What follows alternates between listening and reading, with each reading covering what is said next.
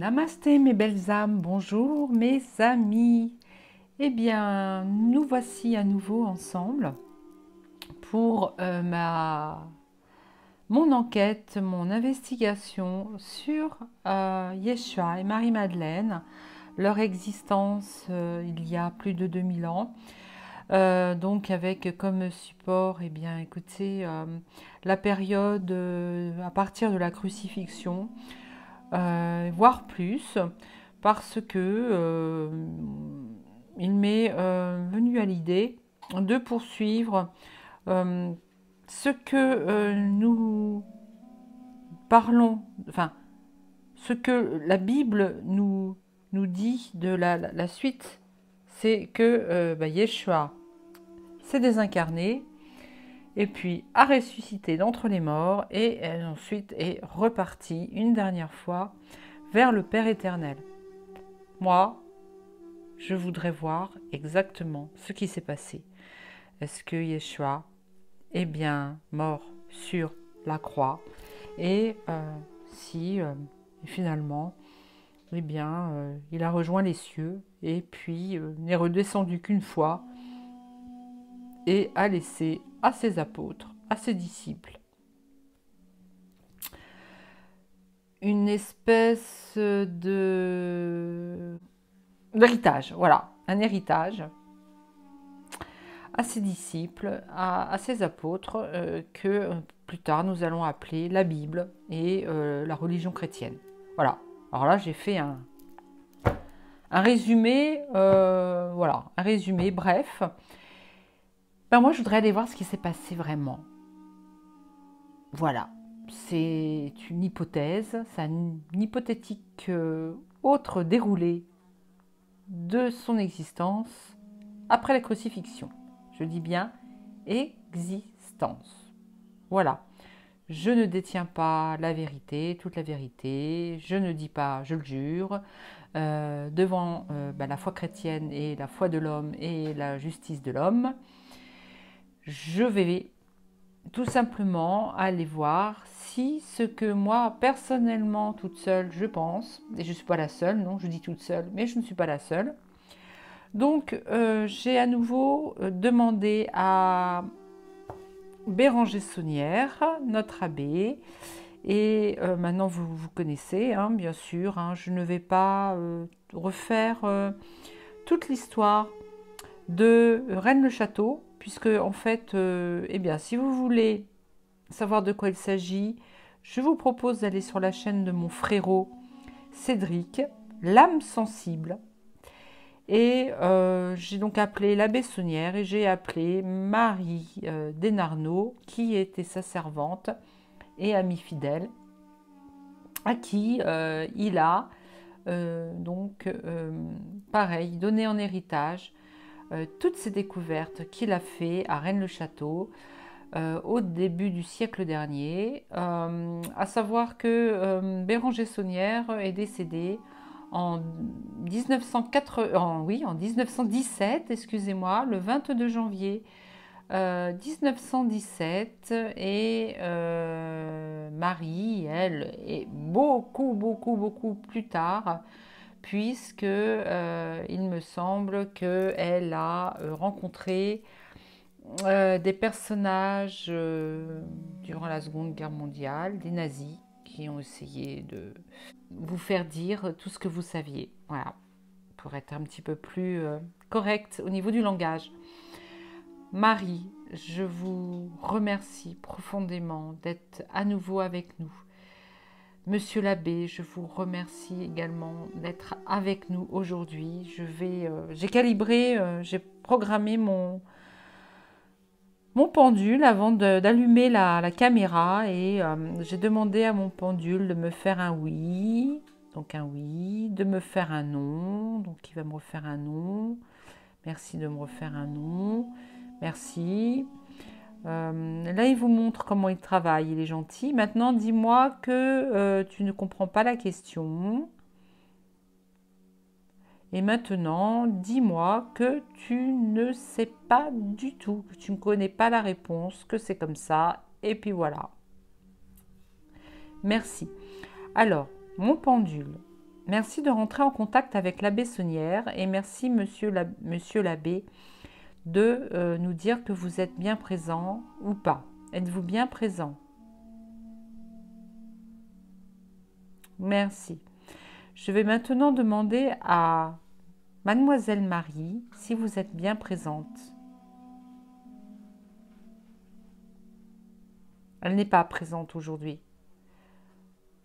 C'est que vous êtes présente parmi nous? Marie Desnarnaud, êtes-vous présente avec nous aujourd'hui? Allez-vous, Marie Desnarnaud, nous donner des messages aujourd'hui?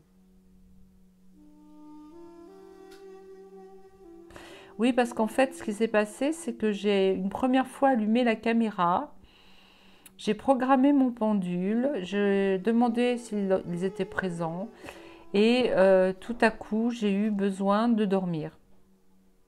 J'ai eu besoin de dormir alors que j'avais fait mes protections, toutes mes protections, j'avais chassé toute entité négative, tout leurre, toute entité venant du bas astral, tout avait bien fonctionné et mon énergie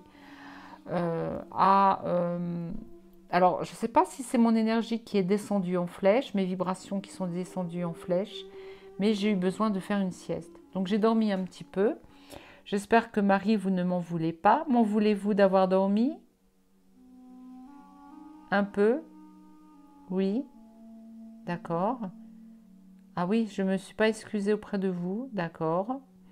Maintenant, Marie, pouvez-vous, s'il vous plaît, m'excuser d'avoir interrompu la vidéo juste avant de la reprendre? Pouvez-vous maintenant me pardonner, s'il vous plaît? Vous me pardonnez? Pour Marie, tout est très important. Tout doit se faire, elle me parle d'honnêteté et elle me dit avec sérieux, grand sérieux. On ne s'endort pas comme ça. Mais oui, mais... C'était ça où je m'endormais en tirant les cartes. C'était un peu embêtant. Est-ce que Yeshua est présent aussi? Merci Yeshua de me dire si vous êtes encore présent. Si tu es encore présent, mon frère Yeshua. Et Marie-Madeleine. Marie-Madeleine. L'esprit de Marie-Madeleine, es-tu là? Parmi nous, masculin et féminin sacré. Ils me disent qu'ils sont là constamment, pas besoin de venir faire un tirage de cartes. Ils sont là, ils nous protègent tous et toutes. Ils ne sont pas sur la même vibration que Béranger Saunière et Marie Desnarnaud. Ils règnent ils règnent dans les cieux. Ils me disent, et pour des siècles et des siècles, et sur toute l'humanité, en chacun de nous, dans nos cœurs. Donc ils ne pourront jamais nous abandonner, ce n'est pas possible. Ils ne peuvent pas partir comme ça. Ils ont plusieurs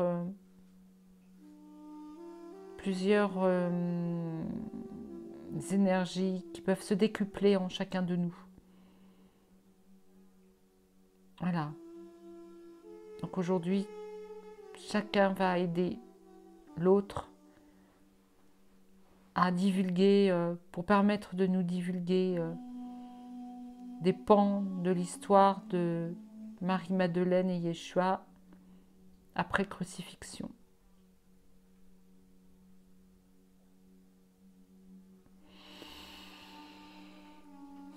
Merci, gratitude. Alors,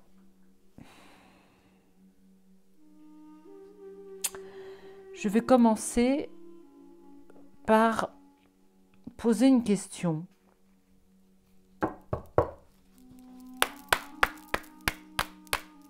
est-ce que les énergies d'aujourd'hui nous permettent d'investiguer sur les périodes, les jours d'après la crucifixion. Ce n'était pas vraiment une croix, je vous le répète. Il s'agissait d'un grand morceau de bois, d'un piquet, un grand piquet, un immense piquet. C'était tout un arbre qui était taillé en piquet, un tronc d'arbre. Mais il n'y avait pas de bras. Ou alors, s'il y avait un bras, c'était en forme de Y, pour former un Y.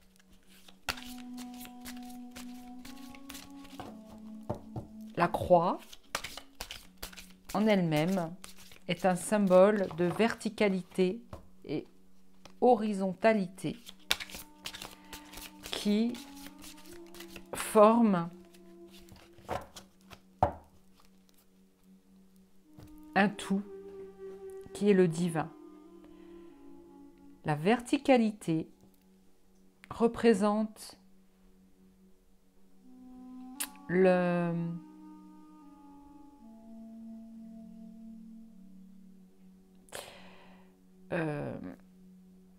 céleste, et la verticalité, la verticalité, la force céleste, pardon, et l'horizontalité, la force terrestre, et le tout forme le divin qui est en nous. Donc c'est pour ça que on s'est servi, l'Église catholique s'est servie de la croix comme support pour y mettre notre cher frère Yeshua, Jésus. Donc là, on voit la croix et on me dit que c'est un malheur pour l'être humain que d'avoir utilisé ce symbole de la croix pour y mettre Jésus avec des clous.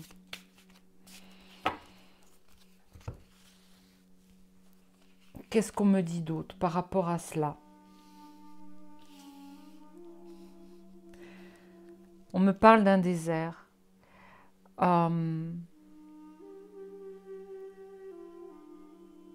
Alors,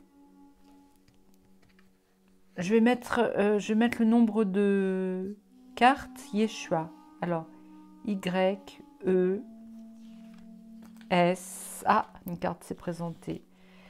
Y, E, S, H, U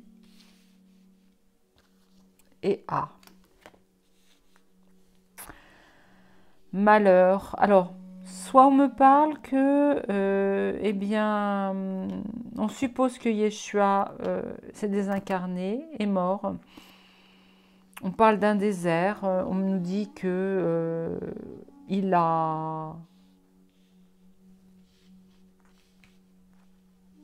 déserté, son corps a déserté, enfin, son âme a déserté son corps. La triade, ça va pas. J'en mettrai à la place.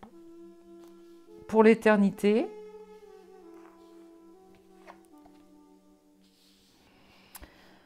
Là, on parle de papier. Ça a été mis sur papier. Donc, ça a été mis...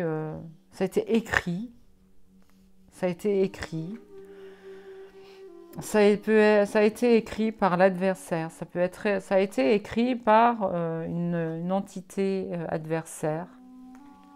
Entité adversaire à la source. Et avec le temps, on y a cru. Tout ça serait écrit dans un papyrus aurait été mis par écrit. On peut donc représenter la Bible. D'accord. Ça a été écrit par l'adversaire de notre cher Père Céleste, donc ou par la source. Et avec le temps, donc ça fait son bonhomme de chemin, hein, on va dire. Hein. Cette Bible est toujours là.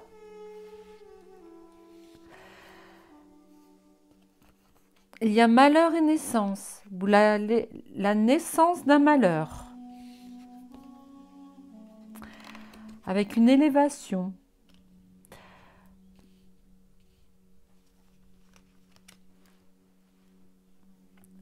Éternité, richesse. Un retour. Ça pourrait être autre chose. Hein. Un acte, il y a eu un acte d'écrit, un contrat avec l'adversaire. Pour moi, c'est satanique. Hein. Satan. Satanie. Malfi. Alors, Maléphirine. Ah, mais c'est le diable. C'est Satan. Donc, c'est Satan qui a signé un contrat. C'est Satan qui a signé un contrat. D'accord.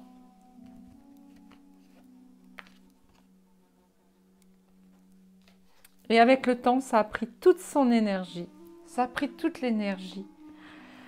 On va continuer. Pour l'instant, je ne dis trop rien. Je vais essayer de m'imprégner de ces premières cartes.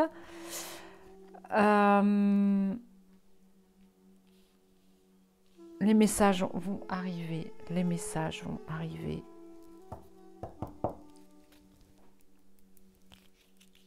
Alors, dites-moi plus. Alors,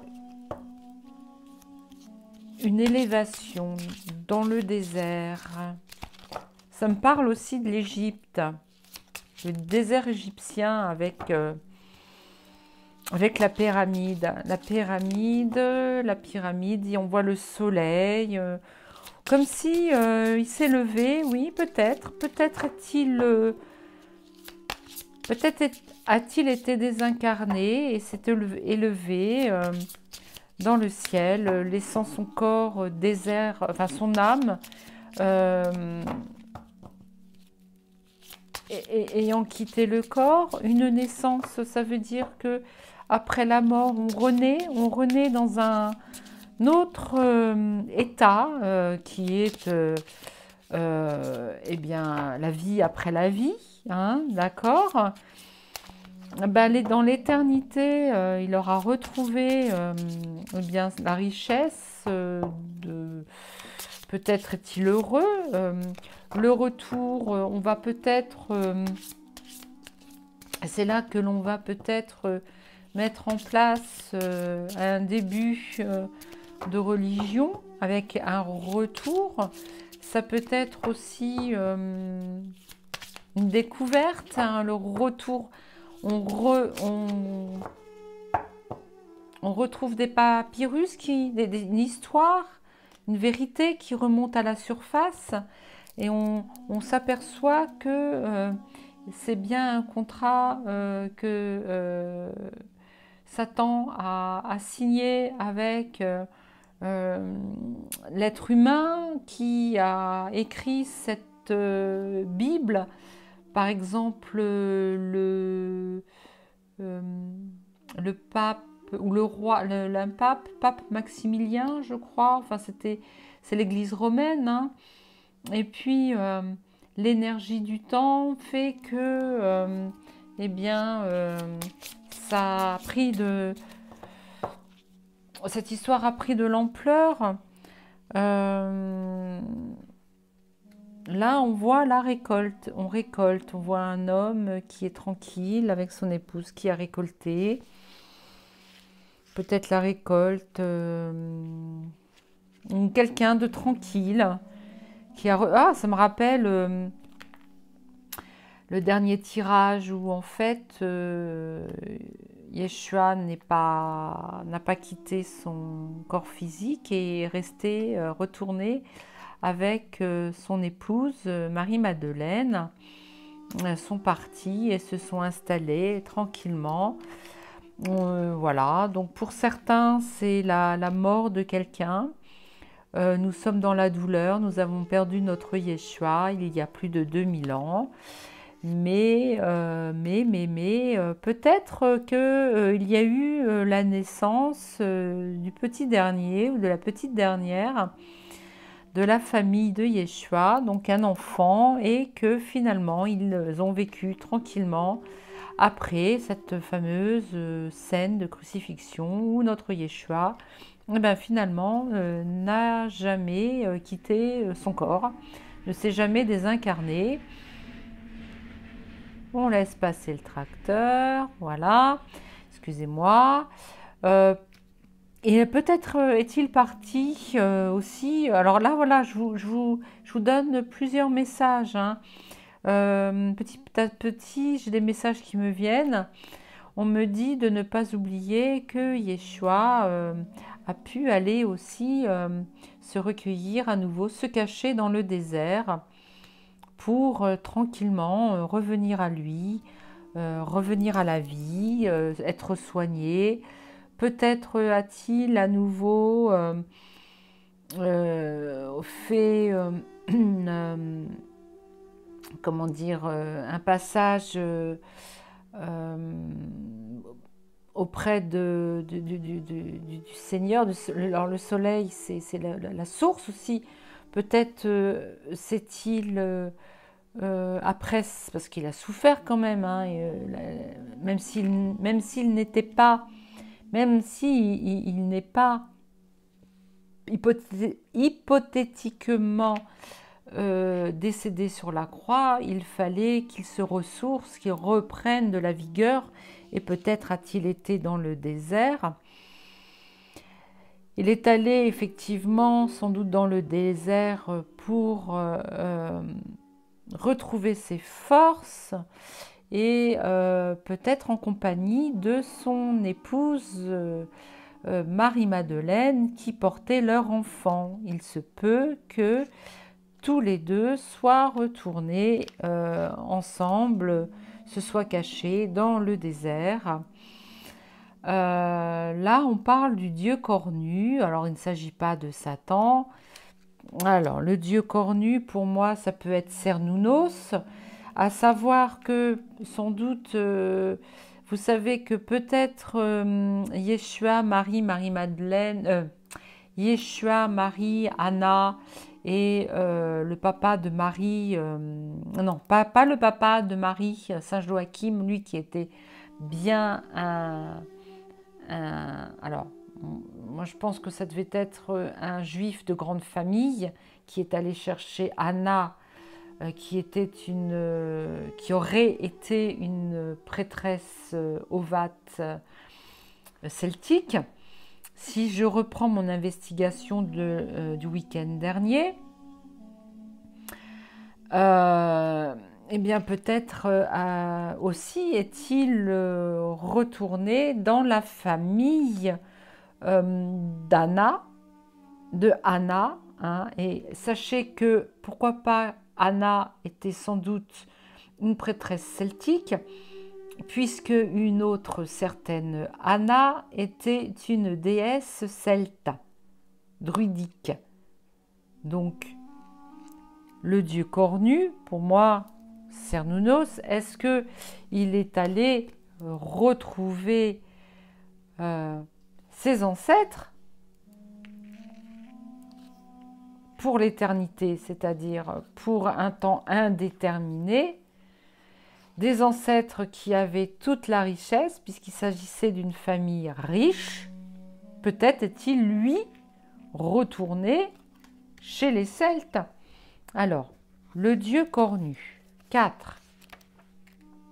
Là, pour l'instant, ce sont les premiers messages que je reçois, mais peut-être que ces cartes vont dire autre chose au fur et à mesure du tirage.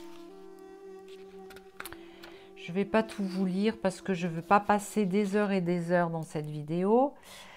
Alors, le dieu cornu sur cette carte, c'est l'accomplissement, la direction, le savoir-faire, la responsabilité, l'autorité, le pouvoir personnel, la stabilité, la confiance en soi, l'expérience, le projet initiatique, l'élaboration de projets, protection de ce qui est créé, fertilité, satisfaction, gestion. Responsabilité, construction. Il est parti pour moi. Il est retourné là où il devait à nouveau accomplir quelque chose de grand, de fort. Pour moi, il est même retourné dans la nature divine. Et peut-être, on me dit de s'éloigner de l'être humain par lui-même. Voilà, un retour, ça revient. Il s'éloigne de ses disciples. Il s'en va, il s'éloigne de ses apôtres. Il retourne vers la nature. Il retourne vers le monde animalier. On a l'impression qu'il retourne directement à la source. On voit là la nature. En fait, retour à la nature. Le voilà, il repart. Il repart. Et peut-être allons-nous découvrir cette vraie vie de Yeshua. Après la période de l'histoire de la crucifixion, peut-être avons-nous ces fameux écrits qui ont été peut-être laissés à Rennes-le-Château. Je vais demander à Béranger Saunière, l'abbé Saunière, merci de me dire si ce pan de l'histoire de Yeshua a bien été retrouvé dans les rouleaux à Rennes-le-Château. Est-ce que Yeshua est bien retourné vers la nature? Est-ce que Yeshua s'est éloigné de Jérusalem, de l'Égypte? Est-ce qu'il est parti? Est-ce qu'il est retourné vers sa famille du côté d'Anna? Je demande la vérité, toute la vérité, rien que la vérité. S'il vous plaît, merci. Alors, est-ce vrai? Est-ce vrai que Yeshua n'est pas mort? Est-ce qu'il est vrai qu'il s'agit de la représentation de Yeshua après la crucifixion dans la nature? Il va aider son prochain, mais on me dit que donc il s'éloigne, il s'éloigne de l'être humain, mais pour aller plus vers une civilisation qui prend soin de la nature et des animaux. Donc ça serait les Celtes. Ça serait les Celtes. Vous me direz que ce jeu, le tarot de la magie verte, les illustrations se rapportent à la civilisation celtique. Oui, mais avant de prendre mes jeux de cartes, j'ai demandé à chacun des oracles de s'exprimer et de me dire si oui ou non ils allaient participer au jeu. Donc apparemment, ce jeu-là a accepté de venir nous parler. Alors, le grand prêtre sur le contrat avec Satan.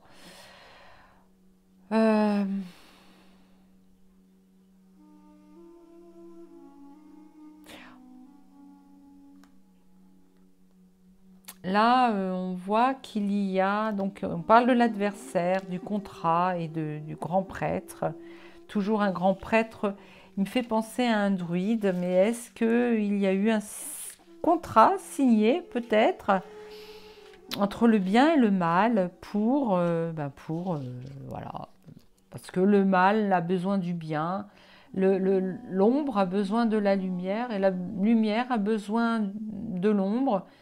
On est presque à nous dire qu'il fallait 2000 ans, fallait-il 2000 ans pour que l'être humain, est-ce que c'était dans le contrat de la source, que l'être humain soit grugé, on va dire, avec cette Bible? Est-ce qu'il était normal que l'être humain,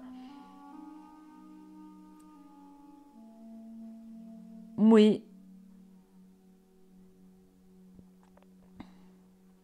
on me dit que c'était normal, qu'il fallait en passer par là. Oui, c'est le karma, on me dit. C'est le karma de chacun d'entre nous. Car nous avons tous, pendant ces 2000 ans, vécu des vies qui nous a fait monter vibratoirement. Et aujourd'hui, nous sommes arrivés à l'Apocalypse, aux divulgations, et on va effectivement nous apprendre que, eh bien, cette Bible ne nous a pas tout dit, nous aura même comment dire, on va dire, menti sur quelques lignes. C'est ça?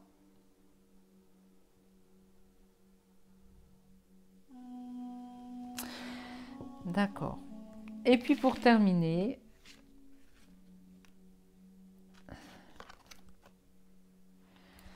l'arbre monde. Avec le temps,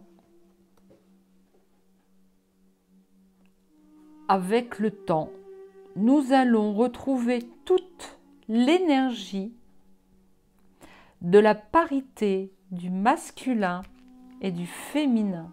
Le soleil, le masculin, le jour, et le féminin avec la lune, la nuit.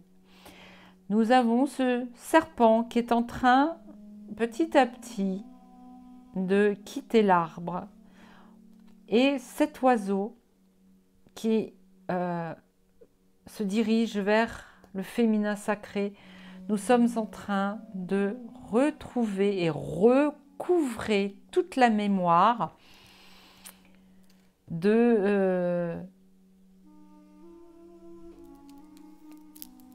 du divin, on me dit, parce que on me parle du Père, Mère, ciel et terre. Le Père, c'est le ciel, et la Mère, c'est la terre. D'ailleurs, la mer horizontale, hein, on voit la mer à l'horizontale, et le ciel qui redescend sur la mer, le soleil. Imaginez, alors c'est ce que je vois, imaginez la mer verticale, horizontale, avec ses vagues, et vous voyez le soleil dans le ciel qui jette ses rayons à la verticale dans la mer, et ça forme le divin. Ça reconstitue la divinité qui est en chacun d'entre nous, le masculin et le féminin sacré. Et pour finir, on m'a fait tirer une dernière carte, le roi Ou, qui est toute la sagesse de l'être humain retrouvée et recouvrée. Recouvrée parce que c'était en nous, non, c'était à l'extérieur de nous, mais pas totalement, on me dit, ça ne nous a pas totalement quittés. Nous avons, pendant des millénaires, nous sommes réincarnés, nous avons de génération en génération transmis une partie de notre ADN, puisque le reste manquait. Jusqu'à présent, nous avions 2 brins d'ADN, mais aujourd'hui, nous sommes de plus en plus nombreux à récupérer nos 24 brins d'ADN, car nous recevons des codes de nos frères et sœurs galactiques, ainsi que des êtres célestes, me dit-on. Et on me dit que cette investigation, ce retour vers la vérité, l'hypothétique vérité, je rajouterai, parce que je ne veux pas vous dire que je suis sûre à 100%, ce n'est pas possible. Mais que avec tous ces messages que nous recevons tous ensemble, parce que votre énergie, vous regardez cette émission en replay, d'accord? Mais votre énergie est déjà là, présente, je me répète à le dire, et m'aide au tirage de cartes. Il n'y a pas que mon canal christique à moi qui fonctionne, qui rentre en télépathie avec l'esprit de l'énergie de l'abbé Saunière, de Marie-Madeleine et de Yeshua. Il y a aussi votre énergie christique à vous qui regardez cette vidéo. On me parle, on me montre cette carte parce que pendant que vous regardez cette vidéo, une énergie circule entre vous et moi, entre vous et les êtres qui sont là pour nous aider. Et on me dit que vous êtes en train de recevoir un soin. Voilà. D'ailleurs, je vais le placer là. Alors, je vous présente, hein, c'est Sainte Cécile qui est venue. Donc, elle aime bien faire... voilà. Voilà. Donc, je laisse cette carte ici parce que regardez-la de temps à autre si vous regardez aussi, parce que parfois on écoute une vidéo tout en faisant autre chose.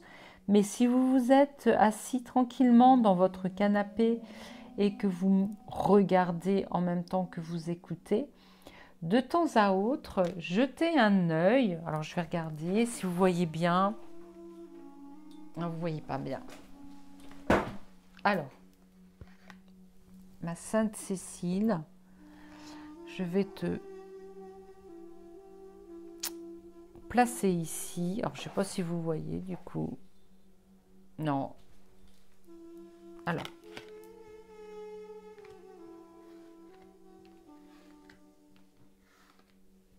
Alors.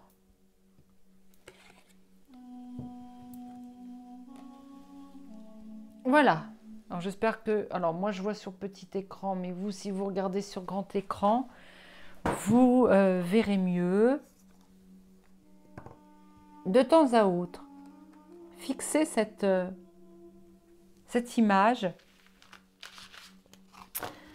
qui pourra vous procurer un soin. Bon, j'espère qu'elle ne va pas vous endormir. Voilà. Donc, moi, j'aimerais bien savoir maintenant ce qu'est devenu Yeshua lorsqu'il a été, lorsqu'il est descendu de la croix, dès qu'on l'a descendu de la croix. Je vous rappelle que il s'agit de Joseph d'Arimathie, l'oncle de Yeshua et frère de Marie, ainsi que Nicodème, qui était un prêtre juif, qui faisait partie du Sanhédrin juif, donc c'était un riche homme juif, qui est devenu disciple également. Donc il a aidé à Jésus à descendre de croix. Enfin, il a pu récupérer le corps de Yeshua, la descente de la croix. Alors, la récolte, qu'est-ce que cela nous dit? La récolte, eh bien écoutez, la récolte de la colère.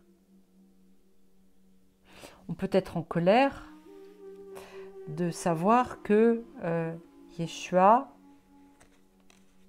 quand il est descendu de la croix, on a cru longtemps qu'il était mort. Ça peut être ça, la colère.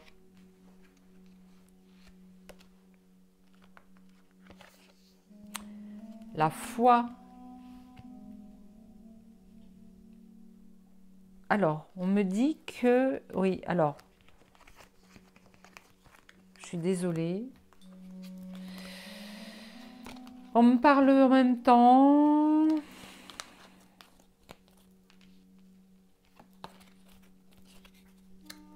Faut que je ramasse mes cartes.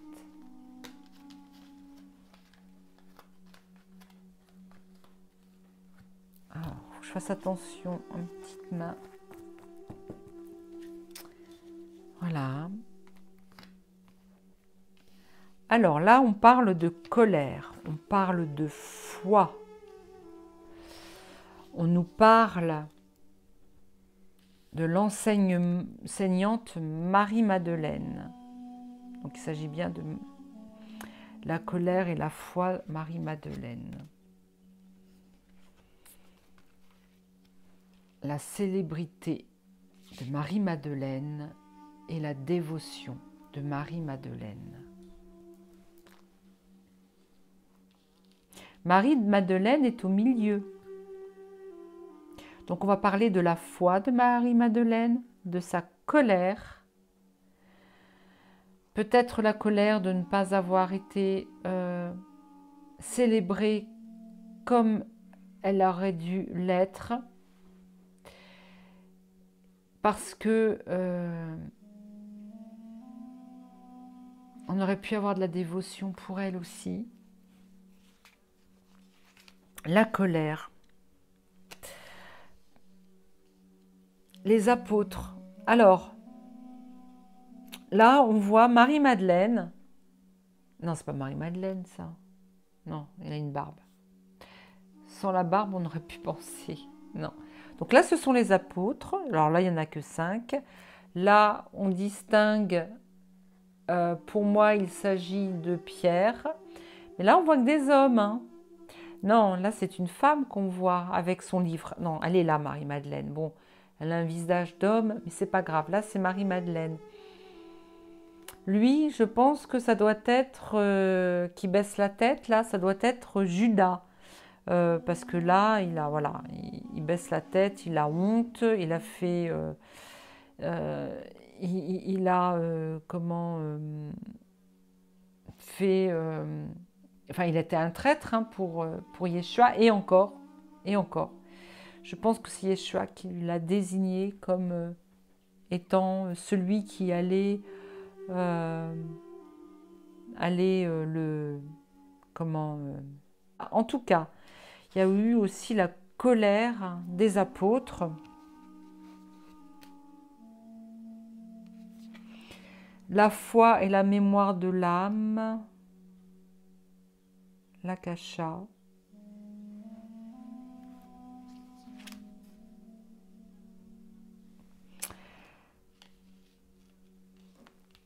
Marie-Madeleine. Donc le féminin sacré, masculin sacré.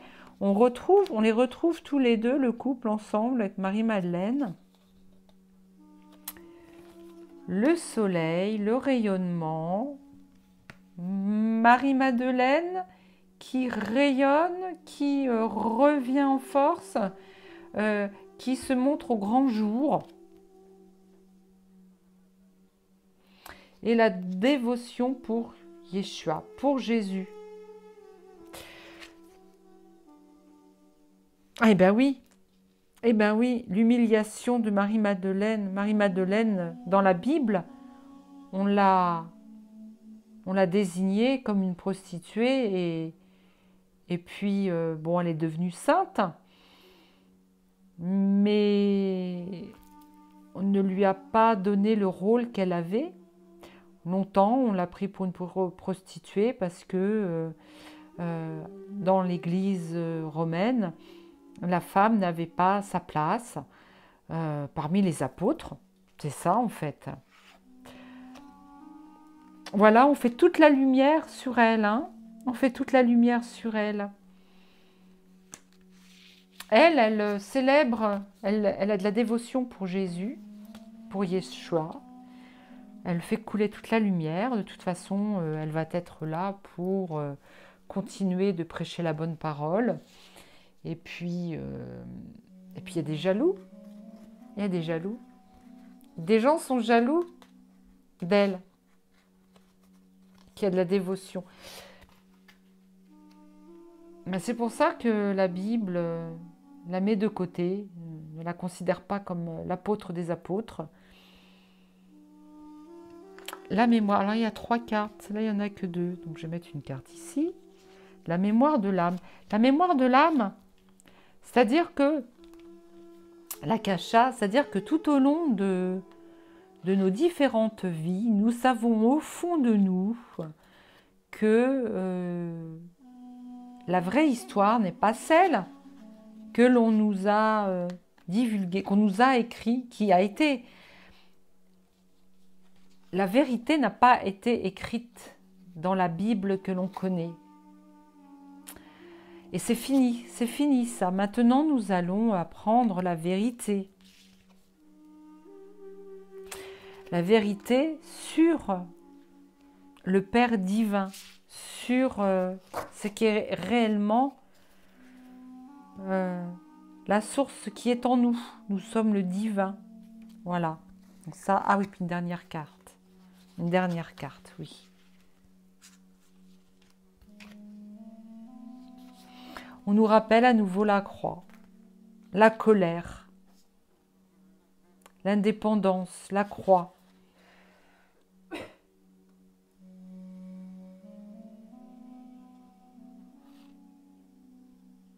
Donc la colère, les apôtres, la croix. Nous pouvons être en colère hein, sur l'histoire des apôtres et sur l'histoire de la croix. Nous pouvons être en colère. Voyez l'humiliation. On retrouve Anna, Marie et Marie-Madeleine. Voyez. La femme est humiliée dans l'histoire de la Bible. La femme ne représente rien pour la Bible. Et oui.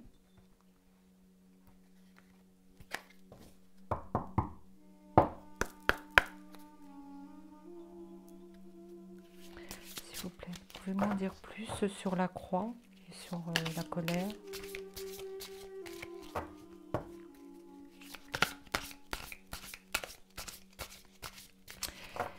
Ouais, il y a quand même de la jalousie. Hein. Il y a peut-être aussi qu'aujourd'hui, ce qu'on appelle l'église du Vatican, l'église romaine, ils ne veulent pas qu'on sache. Ils ont tous les écrits, ou presque. Ou alors, s'ils ne les ont plus, ils ont eu ces écrits entre les mains. Je parle des textes apocryphes. Ceux que nous n'avons pas eu entre les mains quand on nous a offert ce grand roman qui est la Bible.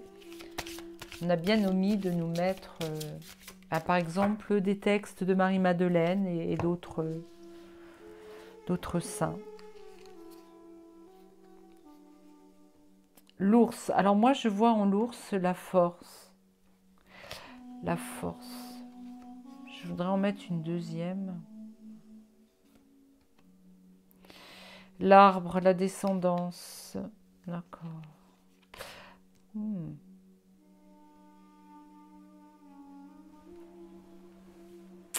Où est-ce qu'il est? Parle-t-on de Yeshua lorsqu'il a été crucifié? Parce que, est-ce que cet arbre représente la croix? Est-ce que cet arbre représente la croix?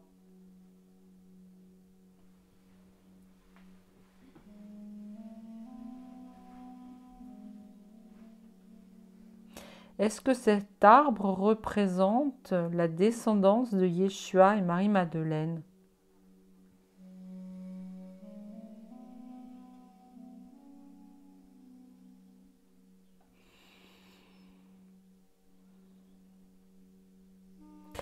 L'ours, est-ce la force de Yeshua sur cette croix, enfin ce qu'on appelle la croix?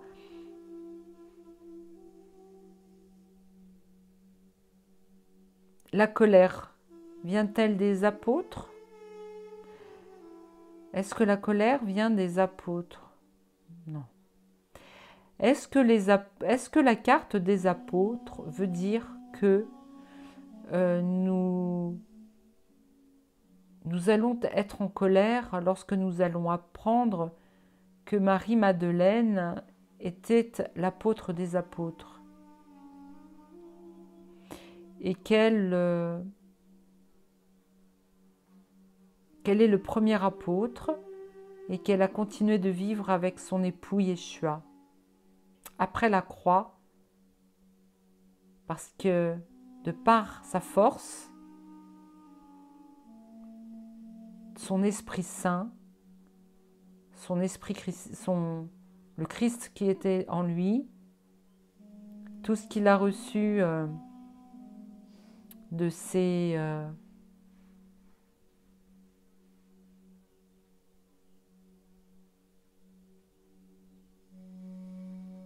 on me parle de dévotion.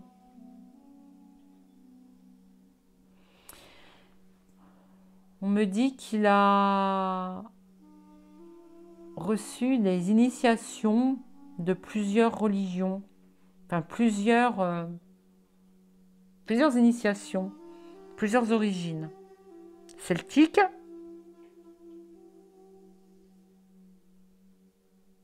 égyptienne, essénienne. La colère, qui va être en colère de savoir tout ça? L'être humain d'aujourd'hui?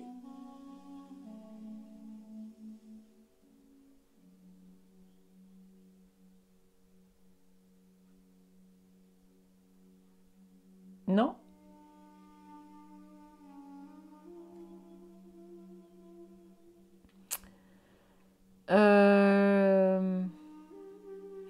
La colère vient de Yeshua par lui-même?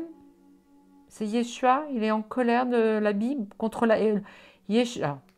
Yeshua est-il en colère que la Bible ait détourné la vérité?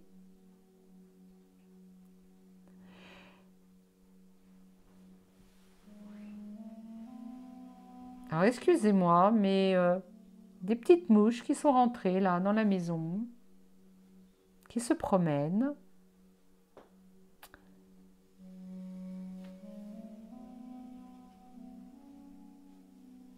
Bon, nous avons ce qu'il faut pour les chasser, mais bon, pour l'instant, j'ai autre chose à faire. Alors, est-ce que vous avez autre chose à me dire concernant la colère de Yeshua, en ce qui concerne la vérité sur la crucifixion qui ne l'a pas tué, en fait? Oui, autre chose? On va tirer les cartes, on va continuer.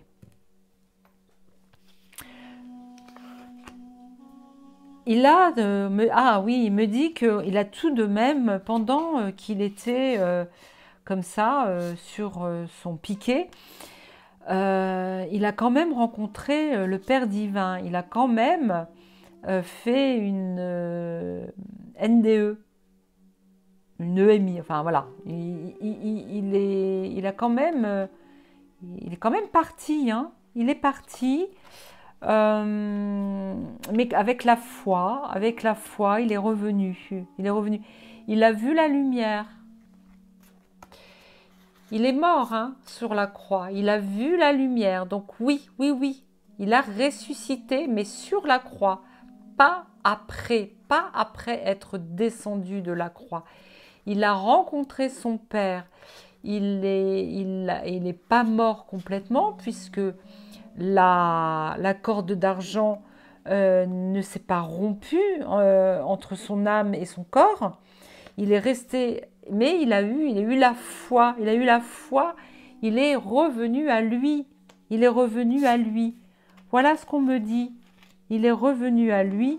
Et pendant ce temps-là, ben, la pauvre Marie, elle, qui est l'enseignante, Marie-Madeleine, qui était enseignante avec Yeshua, puisqu'ils étaient le couple sacré, eh bien, a reçu, lors de la crucifixion, aurait été humilié au pied de la croix, on me dit.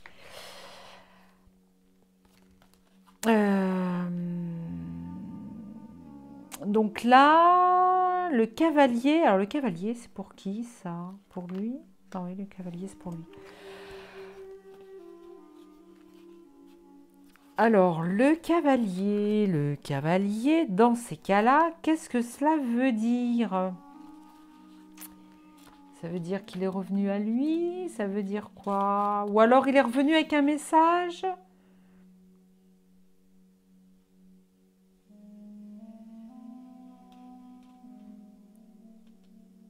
Alors. Bonne nouvelle. Oui, c'est une bonne nouvelle. Il est revenu à lui, c'est une bonne nouvelle.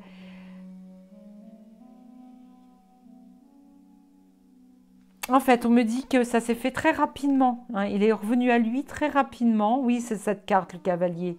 C'est la rapidité puisque le cheval va à galop. Si on est à pied, on va doucement. Il est aussi porteur d'une nouvelle.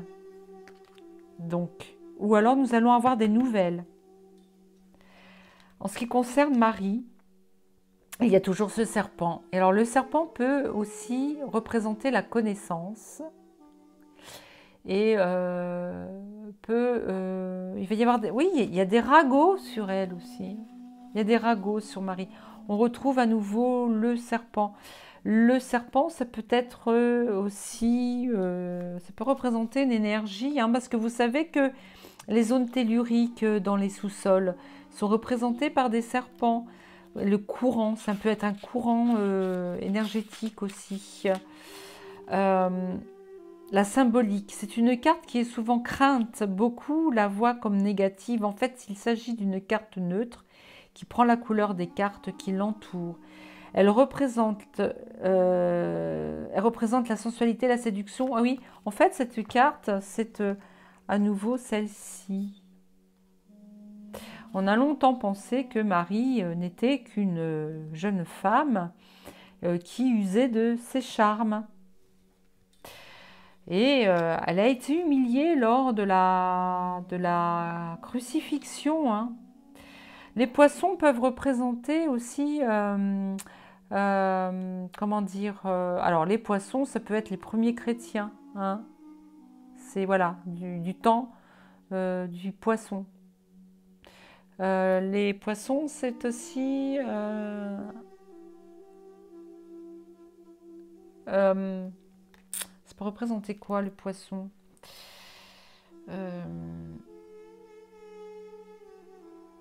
Alors, si je reprends la lumière, le soleil, le rayonnement, la célébrité, elle va faire beaucoup parler d'elle par la suite, hein, Marie-Madeleine. On en parle aujourd'hui beaucoup, mais à l'époque, elle a quand même fait beaucoup parler d'elle. Elle même s'est rendue très influençable. En fait, pour moi, j'ai bien l'impression qu'il pleut. Je ne sais pas. J'entends du bruit dehors. Excusez-moi. Oui, parce qu'il pleut et il y a des poissons. C'est curieux. Bon, bref. 34. Elle va travailler. Ah, voilà, ça fait penser au travail, à l'argent. Une reconnaissance. On va la reconnaître. Elle va reprendre le flambeau, hein. Après la crucifixion, Marie-Madeleine va reprendre le flambeau. Elle va à nouveau prêcher la bonne parole de Yeshua. Mais est-ce que Yeshua est avec elle? Bonne question. Et là, on voit toujours on en a toujours après elle, hein. Le fouet. Pourquoi le fouet?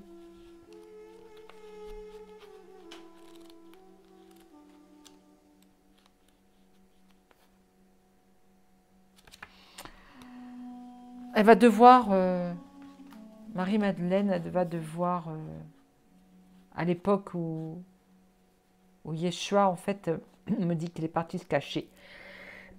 Ils ne sont pas restés ensemble. Elle va avoir des misères, hein, Marie-Madeleine, hein. C'est peut-être pour ça qu'elle va quitter Jérusalem, hein.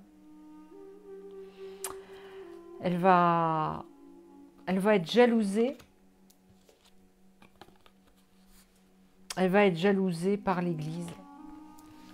Moi, cette maison me fait toujours penser à l'Église romaine.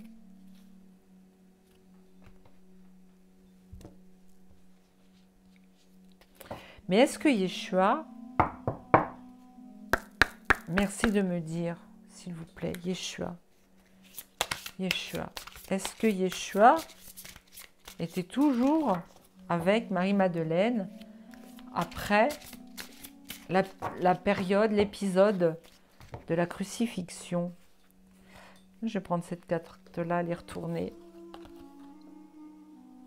Alors, la créativité.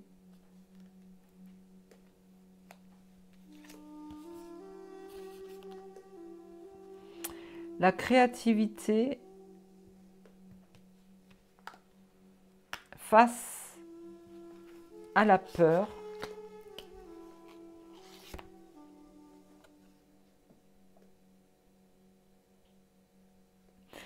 L'intention.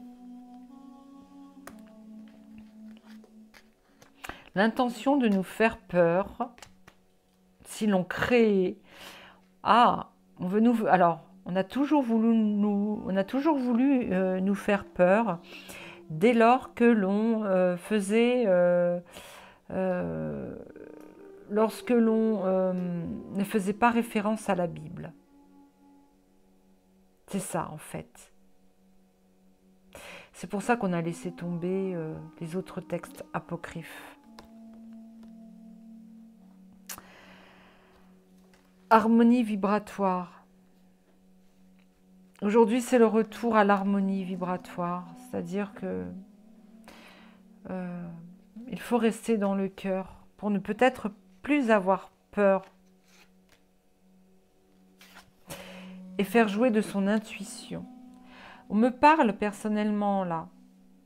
Il faut que je reste créatif dans mes tirages de cartes. Il ne faut pas que j'aie peur, car mon intention est bonne, car j'ai une bonne harmonie vibratoire et j'ai beaucoup d'intuition. Ce message m'est adressé. Abbé Saunière, est-ce que c'est vous qui me guidez? C'est vous qui me donnez ce message, ne pas avoir peur, que mon tirage de cartes, c'est une créativité. Je recrée la vérité sur la vie de Yeshua et Marie-Madeleine.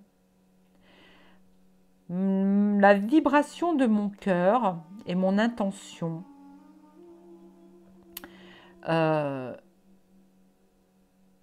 sont là. Il faut que je lâche prise et que je fasse jouer mon intuition. Donc il faut que je short. Excusez-moi, oui, il faut que je me dépêche, oui, il faut que ce soit plus short. ma vidéo aujourd'hui. On me dit de prendre un autre jeu de cartes, mais lequel?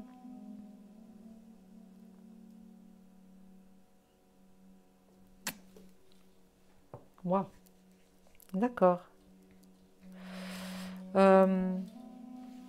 Est-ce que je vais être aidée par les divinités égyptiennes? Est-ce que les divinités égyptiennes sont là?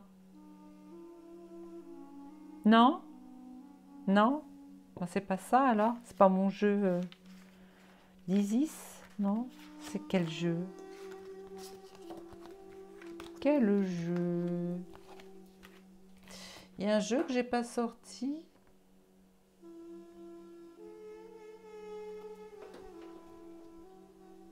Les portes de l'intuition. Et on me demande de sortir l'oracle initiatique de Marie-Madeleine. D'accord. D'accord, d'accord.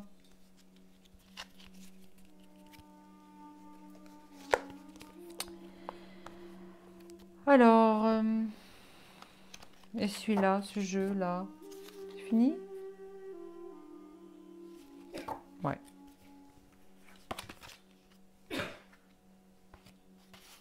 Oh, bah écoutez, je suis en train de tout mélanger. Bon, je coupe. Voilà, donc j'ai rangé quelques cartes, hein, j'ai coupé. Vous savez que vous connaissez maintenant. J'aime bien que ce soit coupé. Bon, j'espère que vous allez bien, toutes et tous. Je vous ai même pas demandé, j'ai rien de... J'ai voulu passer tout de suite au tirage parce que j'ai toujours peur de pas aller assez vite. Et on me dit de tirer une carte au hasard. Attendez, je vais peut-être faire autrement. Je vais peut-être la faire sauter. Ah, ça y est. Alors, que me dit-on? Le ressenti.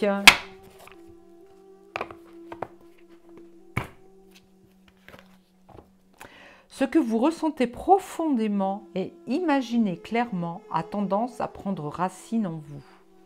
C'est vrai que depuis que je fais le début du tirage, depuis le début de mon enquête, ça fait partie grandement de ma vie. Donc, effectivement, il n'y a pas de numéro là.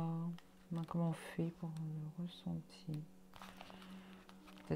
C'est par ordre alphabétique. Ouais.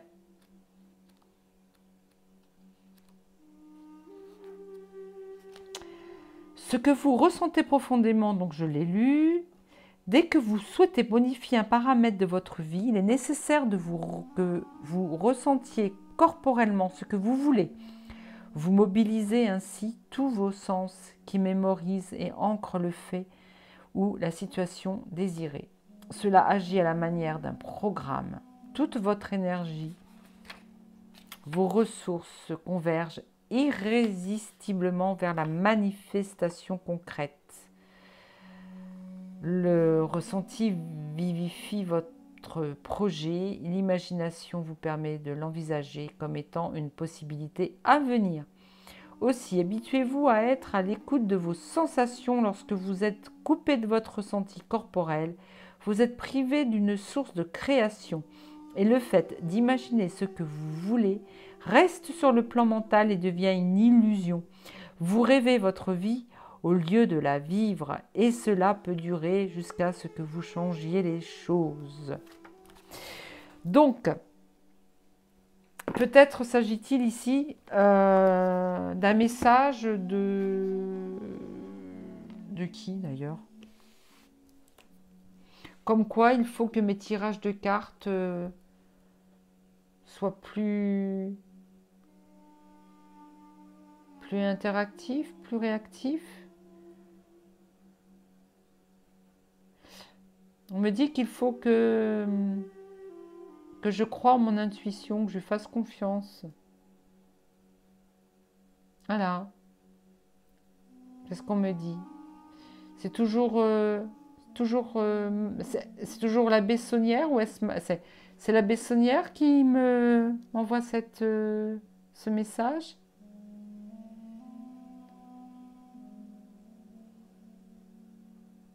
C'est Marie? Marie Denarno?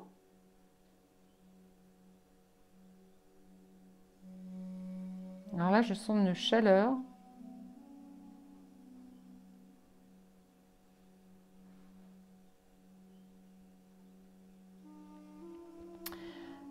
Il faut aller au fond des choses progressivement, tranquillement, sans,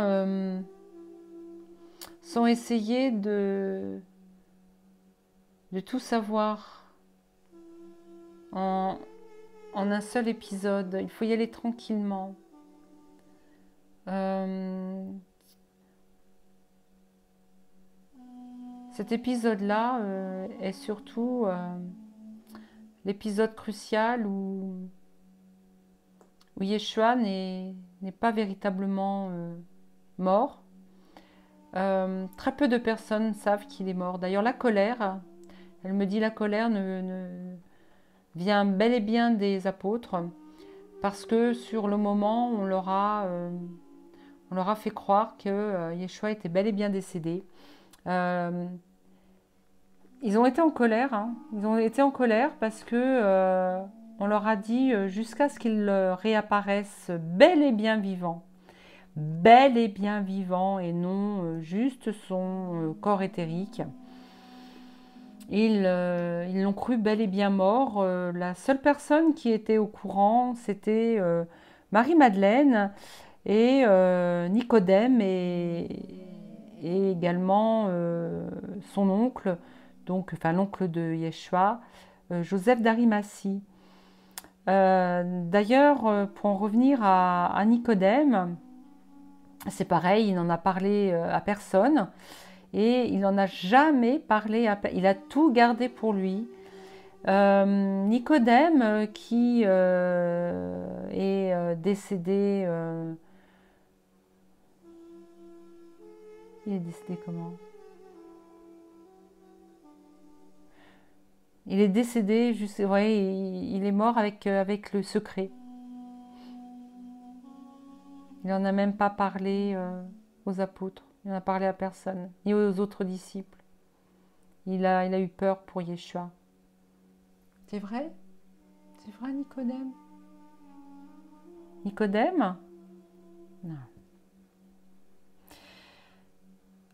Papa Nicodème. Es-tu là, mon papa Nicodème?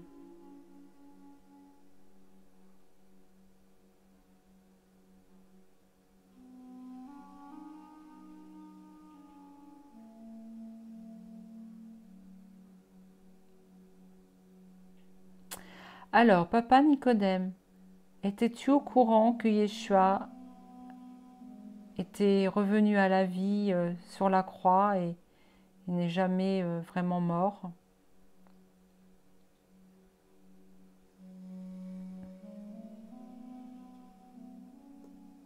Est-ce que tu l'as divulgué autour de toi? Est-ce que tu as... Non. Tu l'as appris... Non. Jusqu'à la fin de tes jours? Tu as gardé ce secret de Yeshua?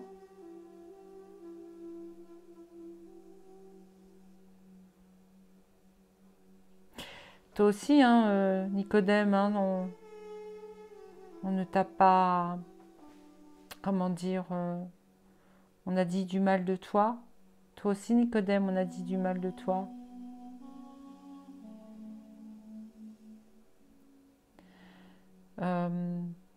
Est-ce que... est-ce que tu as... est-ce que tu as revu Yeshua plus tard?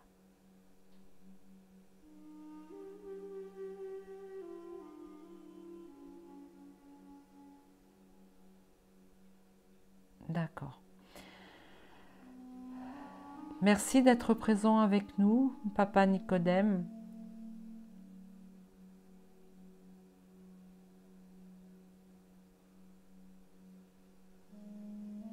Est-ce que tu as été maltraité, Nicodème, par la suite, après la crucifixion de Yeshua?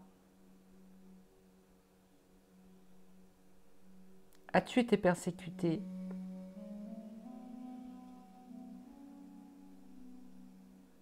As-tu été pris pourquoi as-tu été pris pour un nigo?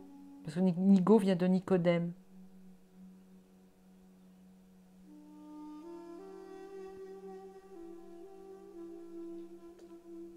Alors que tu ne l'étais pas. Merci mon Nicodème. Voilà, donc...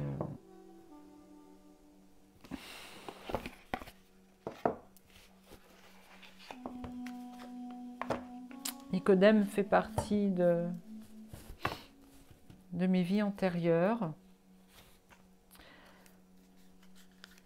que j'ai redécouvert.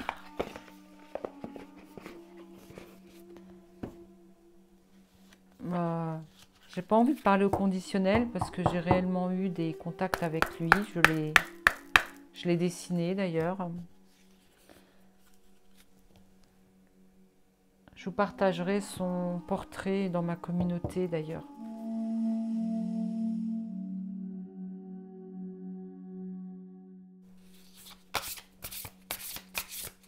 Alors, Marie-Madeleine. Merci au fait. Merci infiniment à monsieur l'abbé et à Marie Desnarnaud pour ces messages.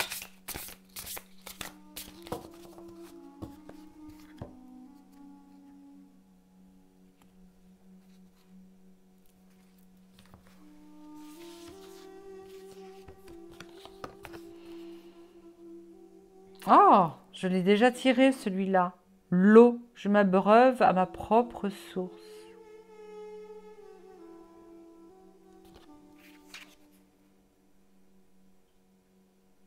Ouais, je vais prendre celle-ci. Hein. Je suis en train de regarder les cartes parce qu'elle est souvent toute nue.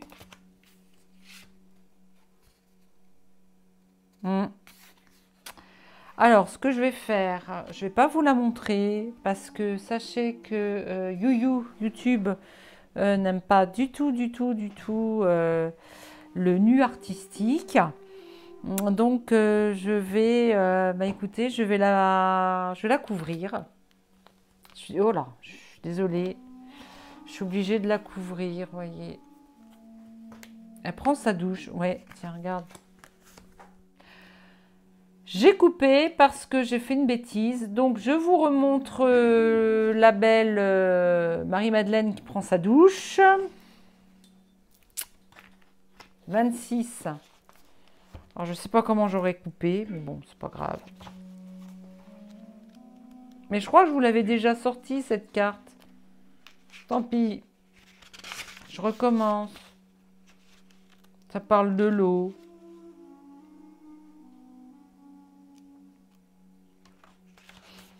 Je vous montre pas. Ah là là là là là là. Je voulais vous la poser là, comme ça, mais vraiment, je peux pas, quoi. Bon, allez. Hop, c'est pas grave.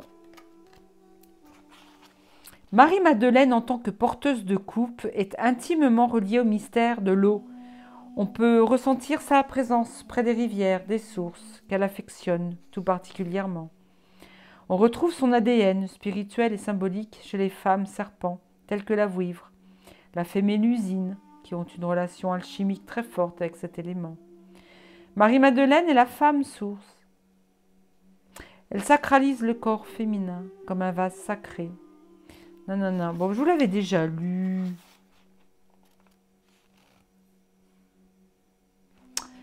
Le baume guérisseur. Ah bah tenez, on va vous faire un soin avec cette carte. Alors, Marie-Madeleine te propose d'inviter la médecine de l'eau dans ta vie quotidienne. Ah, mais alors le petit bruit que vous avez entendu, c'est mon frigo qui est derrière, qui couine des fois. Désolée. Bon, revenons à nous. Là, on parle de le baume guérisseur, mais Marie, le baume guérisseur, Marie Madeleine a bien été, s'est bien retrouvé en France. Maintenant, on appelle la grotte la Baume. C'est marrant ça. Puis en plus de ça, c'est au bord de l'eau. Et Marie-Madeleine a toujours été considérée comme une porteuse de coupe, une coupe d'eau, médecine de l'eau. Marie-Madeleine te propose d'inviter la médecine de l'eau dans ta vie quotidienne. Cela peut passer par des gestes très simples, boire davantage en privilégiant une eau pure et informée.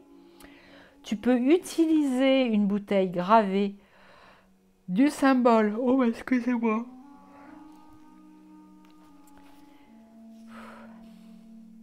Tu peux utiliser une bouteille gravée du symbole de la fleur de vie qui va redynamiser les molécules d'eau. Ou bien, tu peux déposer ton verre ou ta bouteille sur cette carte pour y infuser les codes de guérisseur et harmonisant de la sagesse alchimique de Marie-Madeleine. Tu peux aussi aller flâner près des cours d'eau, te baigner plus souvent dans les rivières ou simplement te faire couler un bain rituel avec des sels parfumés à la rose ou avec des fleurs fraîches. Ce sont autant de moments de pure sensualité qui te reconnectent à Marie-Madeleine autant qu'à la magie guérisseuse de l'élément eau. Voilà, on reparle à nouveau de l'eau. Il y a quelques semaines, on parlait déjà de ça, de l'eau. Qu'est-ce qui se passe-t-il avec l'eau?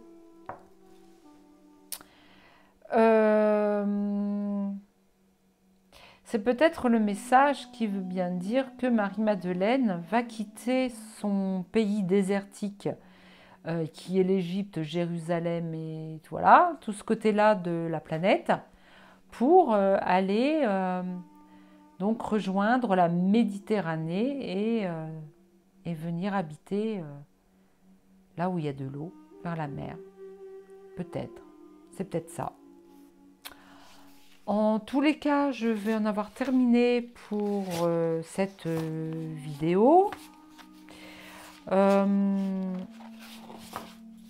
Moi, ce que j'en retiens, c'est que peut-être que Yeshua a bien eu une mort clinique sur son piquet. Je ne veux plus du tout parler de croix. Il n'y a pas eu de croix. Il a été sur un piquet. Il est parti un peu. Il a rejoint le divin. Il a vu la lumière, mais il est bien revenu à lui. Il n'est pas mort. Alors au conditionnel, encore et toujours, je ne détiens pas toute la vérité. Et Joseph d'Arimathie et Nicodème et d'autres qui ont été auprès d'eux quand ils ont sûrement enlevé les clous et tout ça. Hein. Maintenant, à savoir, est-ce qu'il a eu réellement les clous? Après, est-ce que Yeshua a réellement eu des clous dans les poignets? On me dit oui. Un grand oui. D'accord. Et sur le pied aussi, oui. Ça, c'est pas des mensonges, déjà. Mais il est quand même revenu à la vie. Et il faut bien se dire aussi que Yeshua a vécu aussi en Inde dans sa jeunesse. Et il a peut-être reçu aussi des initiations comme les fakirs. Hein. Est-ce que c'est vrai? Un grand oui. Est-ce que Yeshua a reçu plusieurs initiations de plusieurs cultures différentes?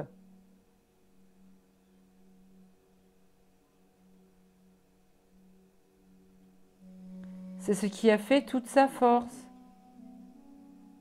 C'est ça?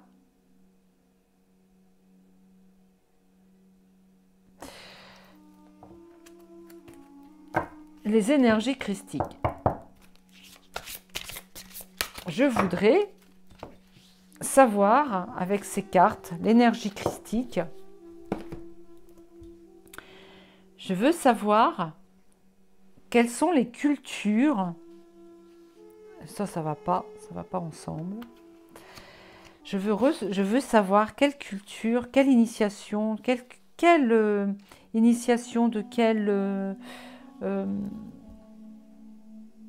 civilisation ou culture christique a-t-il eu, s'il vous plaît? Bon, il a reçu la lumière du divin.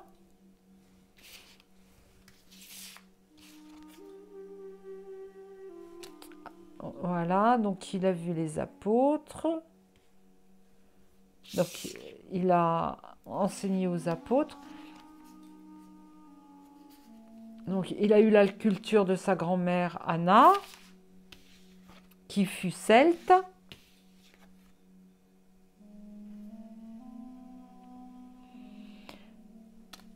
Il faut avoir la foi dans ce que l'on apprend. Toujours l'humiliation, oui, il a reçu l'humiliation.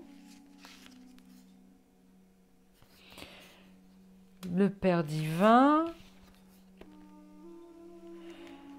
La colère. Ce que j'aurais voulu savoir, c'est... Il y a eu la mort.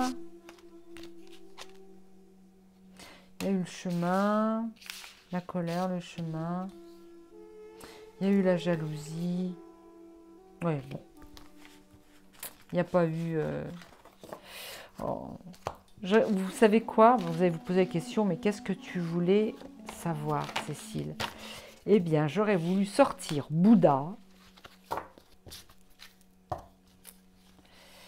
qui est...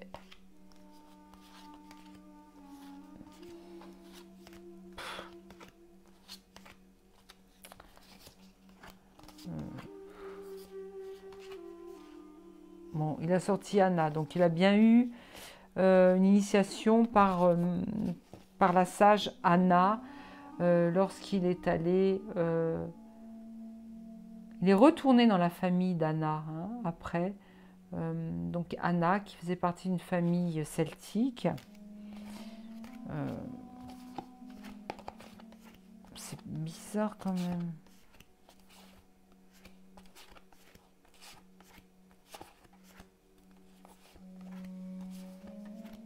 J'ai peut-être pas assez battu les cartes.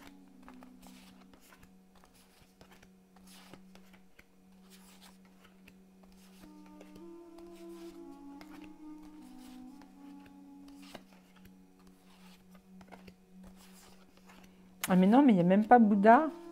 Le sceau de Salomon. Trahison, les archanges. Ah bah non, ça y est, je comprends pourquoi. Ouais, ouais. Non, c'est pas là que j'allais le trouver. Bon, bah écoutez, on verra pour la prochaine fois. Quoi vous dire d'autre? Bien écoutez, je pense que c'en est terminé pour cette fois-ci. Je ne peux pas aller plus loin. Parce que si je vais plus loin, la vidéo va être encore imbuvable.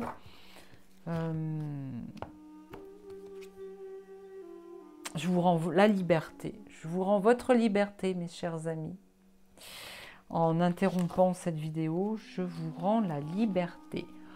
Aussi, je vous remercie sincèrement d'avoir été jusqu'au bout de cette vidéo.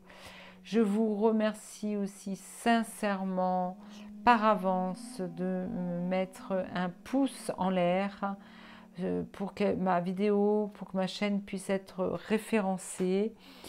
Je vous demande aussi, si vous le souhaitez, partager mes vidéos, partager ma chaîne.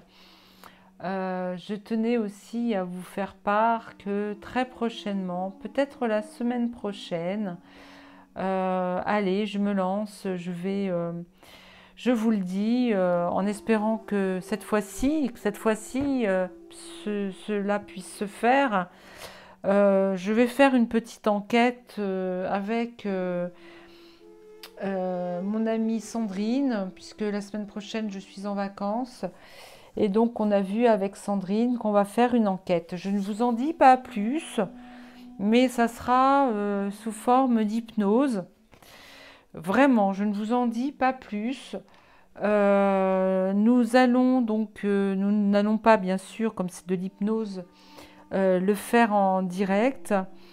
Mais par contre, nous allons faire cette émission voilà, nous allons la partager sur nos 2 chaînes, à Sandrine et à moi.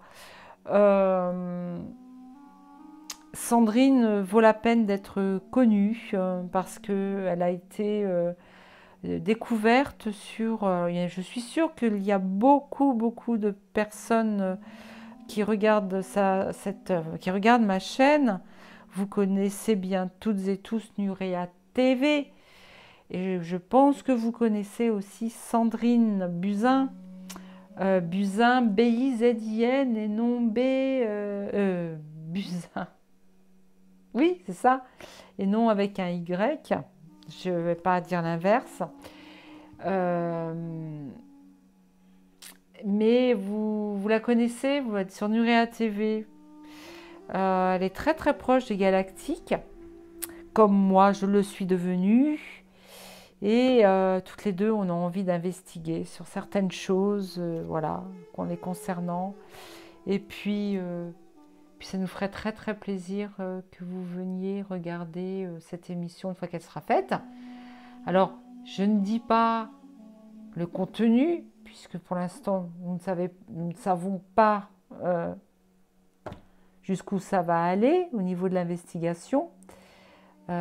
C'est autant pour nous que pour vous une grosse surprise. Mais vraiment, je tenais à vous le signaler par avance. Voilà. Et donc, en attendant tout cela, eh bien, je vous dis que je vous aime. Je vous aime et je vous aime. Bye bye.